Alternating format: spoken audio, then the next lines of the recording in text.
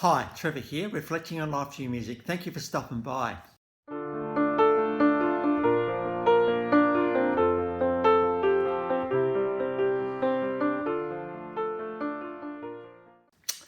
Well, come in today. You're very, very welcome. How great to see everybody here. I trust you enjoyed my last video on Janis Ian, and through her song at 17, we looked at the vulnerability of popularity. So I trust you found that one encouraging. We're going on to 1943 in Port Arthur, Texas. Now, according to Melissa Etheridge, who inducted this legend into the Rock and Roll Hall of Fame, she was the embodiment of the 60s. The voice, the look, the culture, everything. She took the 60s for everything that she possibly could, and because of that, this girl is an absolute legend. She was a bit of an oddball. She didn't really fit into the world that much. In fact, she was bullied in high school, but she did actually end up not quite finishing at the University of Texas. It was around that time that she formed the folk trio, the Walter Creek Boys, but she was really, well and truly a rebellious culture. She just was not going to fit into society. The girl we're talking about is iconic, legendary Janis Joplin. In 1966, the Big Brother band was formed, and she well and truly immersed herself in the San Francisco hippie culture, and because of that, she became well known. She had attitude, she had the voice, she had a very raspy voice, and in an era where there were just rock gods everywhere, she was a rock goddess, and she was having her picture taken and sold amongst all of the guys who were going around at the time. Big Brother had one album, then out came Cheap Thrills in 1968, and right from the start, when you watch this clip, this live clip of her, you can see that there will only ever be one Janis Joplin. Even though she wasn't around for that long career-wise, she has left an absolute, unmistakable legacy to the rock industry, absolutely. And you can see right from the start, this girl with the attitude, the odd look that she's got, she didn't care. She actually made the most of it. And this song, Piece of My Heart, this in fact album went to #1 and stayed on the top of the charts for 8 weeks. This is how successful the particular album was. 1968, they performed at the Newport Folk Festival, as she did back in those days. If you performed there, you know you'd made it. And so she performed there. She also performed at the Monterey Festival as well. Another festival, if you know that you've made it, if you know you performed there, you know you've made it, and we've got a live version of Ball and Chain right there. The thing about Janis Joplin, blues. And to have a blues voice, you just got to have that way about you. A bit of pain, a bit of agony, and according to Pink, who got inspired by this girl, she absolutely wore it on a sleeve. Janis Joplin gave her all. She also, around 1969, she went solo, and out came Kosmic Blues. We've got a live version of that one as well. And then in 1969, she performed at the iconic Woodstock around 2 a.m. in the morning, pretty well captivating the crowd that was there. And now I've also got a live version of her with Tom Jones, and also one of the last vocals she ever did, Cry Baby, is there live as well. She did leave us on the 4th of October 1970. It's been well documented how she died. I don't want to focus so much on how she died. I want to focus on who she was while she was alive. I wasn't sure where I was going to go today, and it's just hit me. This very much follows on from the video I did about Janis Ian.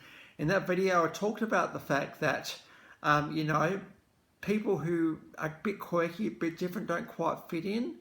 You might compare yourself to cheerleaders, the cheerleader culture. Think, well, I'm never going to be as good as those guys. Well, in the case of Janis's world, she didn't care. She very much carved her own niche and own way in the world.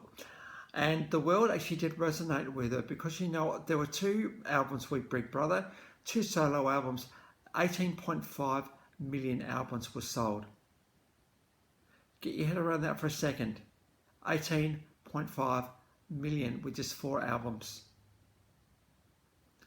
The world resonates with people who don't fit in. Now, you might be thinking, hey, well, we've got to fit in, really. We've got to fit in, or else we don't want to fit in. Well, to truly find yourself and find out your quirkiness of who you are, it does involve you not being like everybody else. Finding your own part of the world. Many of human beings have been lost because we just try to fit in.